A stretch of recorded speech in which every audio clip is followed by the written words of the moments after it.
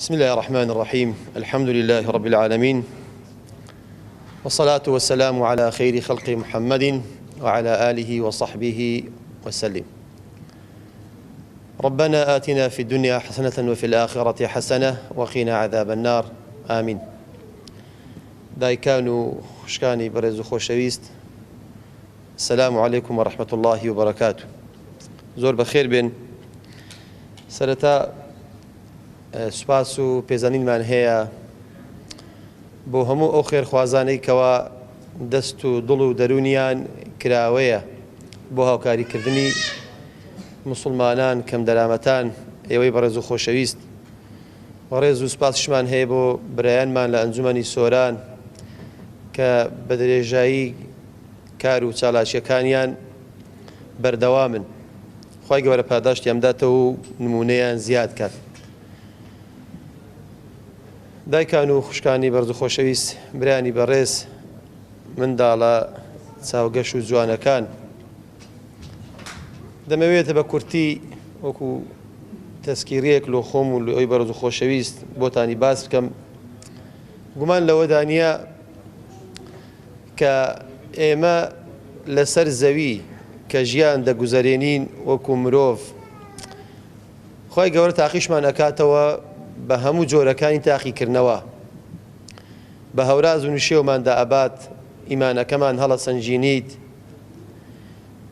لە بێژینگمان ئەدات، کاماندن ئەوانەی کە بڕواداری ڕاستەقینە و خۆراگر و دامەزرا و وەچێن ئەوانەی کەوا لەو تاقیکردنەوانە دەرناچن، لەو ئیمتیحانانە دەرناچن. جا هەر کەسەی بە نەوعێک، هەر کەسەی بە جۆرێک، ئیوا هەیە بە هەژاری تاقیەکرێتەوە، ئیوا هەیە بە دەوڵەمەندی، ئیوا هەیە بە لەشساغی، ئیوا هەیە بە نەخۆشی. لۆیە باش وایە هەر یەکێک لە ئێمە بە قسمەت و مەعیشەتی خۆی ڕازی بیت، سوپاسی خوای بکە لەسەر ئەوەی کە پێی داوە.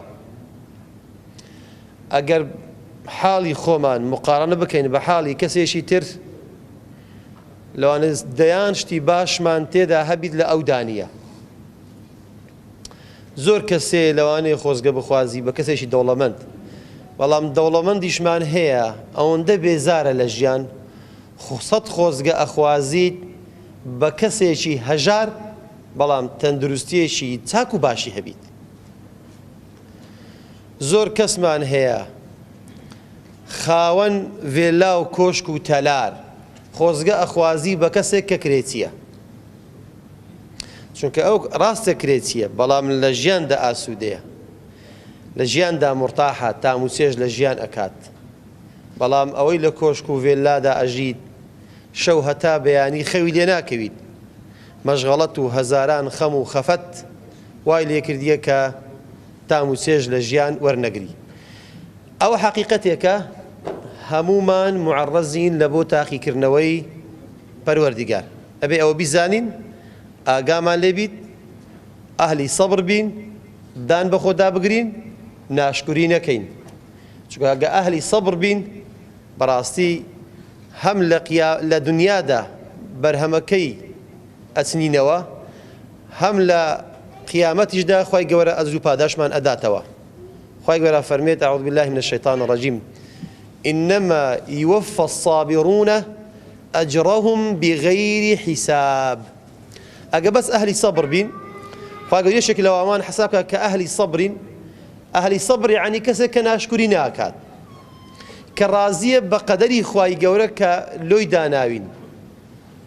ئەگەر ئەو پلەیە بەدەست بێنین، بڕواتان هەبی ئەهلی سابر هەم لە دنیادا ئیسیفادەی لێ ئەکات و هەم لە قیامەتیشدا ئەجر و پاداشتی خۆی بەدەست دێنی، چونکە ئەو ژیان هەر تێپەڕیت، ئەڕوات ئەو ڕۆژناسبەی کۆتایی دێت، بەردەوام نابیت.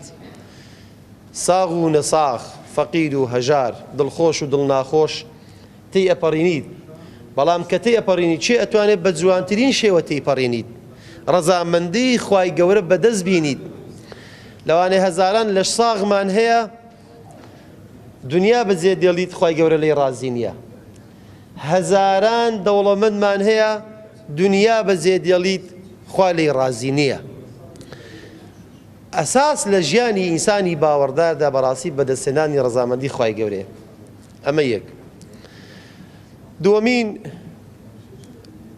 بەڕێزان کە بە کورتی ئاماژەی پێ ئەەکەم بریتە لەوەی کە حەق و مافی یەکتر دابین بکەین، ئەرچی سەرشانمان بەرامبەر بە یەکتر ئەنجام بدەین.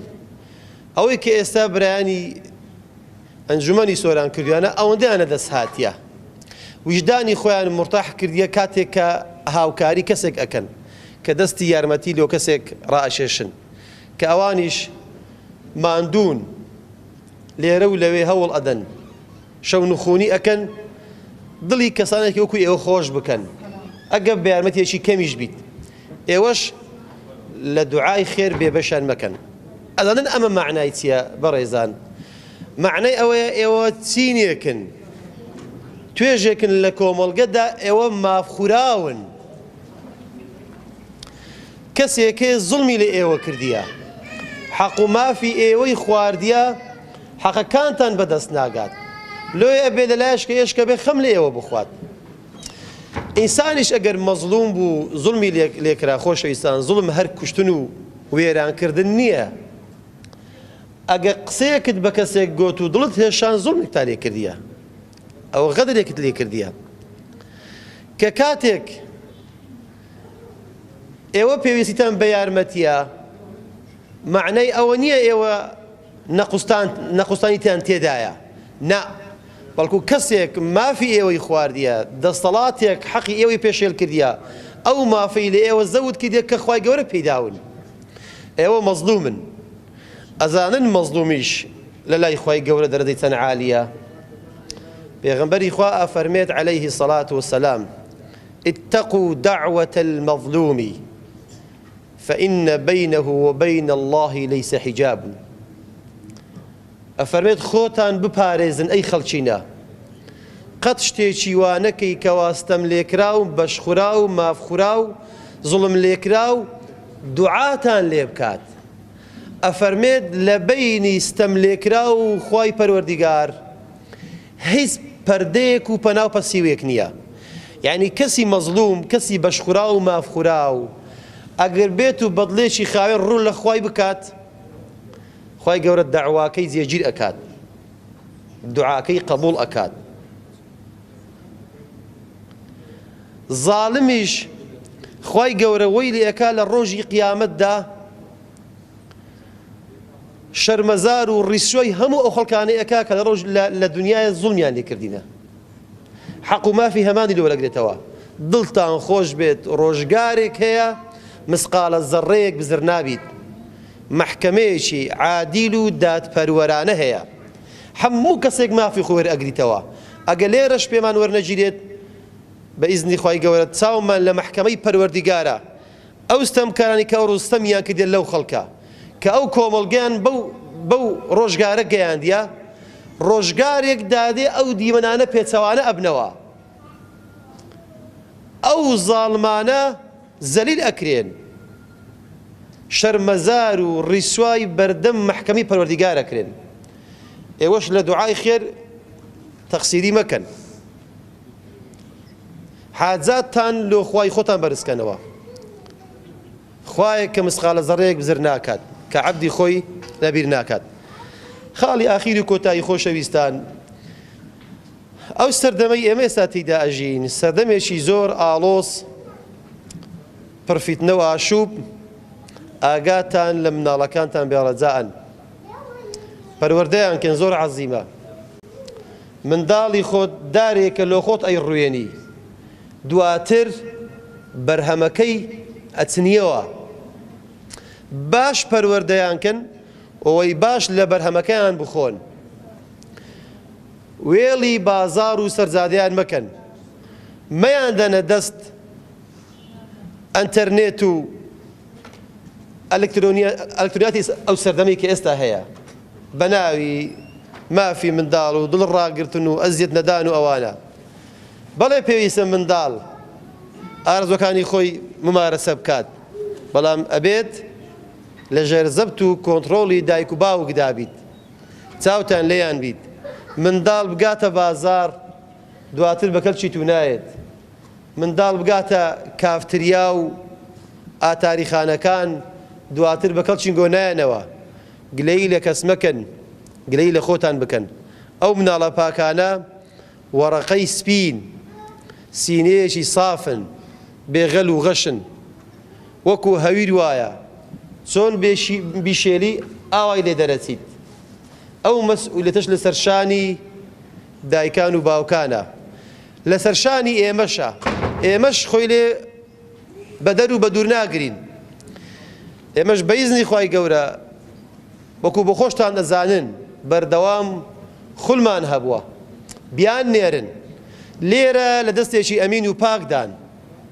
پەروەردە ئەکرێن بە پەروەردەیەکی تەندروست فێری منداڵی خۆت دارێکە لۆ خۆت ئەیڕوێنی دواتر بەرهەمەکەی ئەچنیەوە باش پەروەردەیانکەن ئەوەی باش لە بەرهەمەکەیان بخۆن وێڵی بازار و سەرزادەیان مەکەن مەیان دەنە دەست ئەنتەرنێت و ئەلکترۆنیاتی ئەو سەردەمی کە ئێستا هەیە بە ناوی مافی منداڵ و دڵ ڕاگرتن و ئەزیەت نەدان و ئەوانە بەڵێ پێویستە منداڵ ئارزوەکانی خۆی ممارەسە بکات بەڵام ئەبێت لە ژێر زەبت و کۆنتڕۆڵی دایک و باوکدا بیت چاوتان لێیان بیت منداڵ بگاتە بازار دواتر بە کەلکی تو نایێت منداڵ بگاتە کافتریا و ئاتاریخانەکان دواتر بە کەڵکی گۆ نایەنەوە گلەی لە کەس مەکەن گلەی لە خۆتان بکەن ئەو مناڵە پاکانە وەڕەقەی سپین سینەیەکی سافن بێغەل و غەشن وەکو هەویر وایە چۆن بیشێلی ئاوای لێ دەرەچیت ئەو مەسئولیەتەش لەسەر شانی دایکان و باوکانە لەسەر شانی ئێمەشە ئێمەش خۆی لێ بەدەر و بەدوور ناگرین ئێمەش بەیزنی خوای گەورە وەکو بۆ خۆشتان دەزانن بەردەوام خولمان هەبووە بیان نێرن لێرە لە دەستێکی ئەمین و پاکدان پەروەردە ئەکرێن بە پەروەردەیەکی تەندروست فێری ئەخلاق و ڕەوشت و داب و نەریتی جوان ئەکرێن دواتر وەی لێ دێت کە بە کەڵکی دایک و باوکیشیان بێتەوە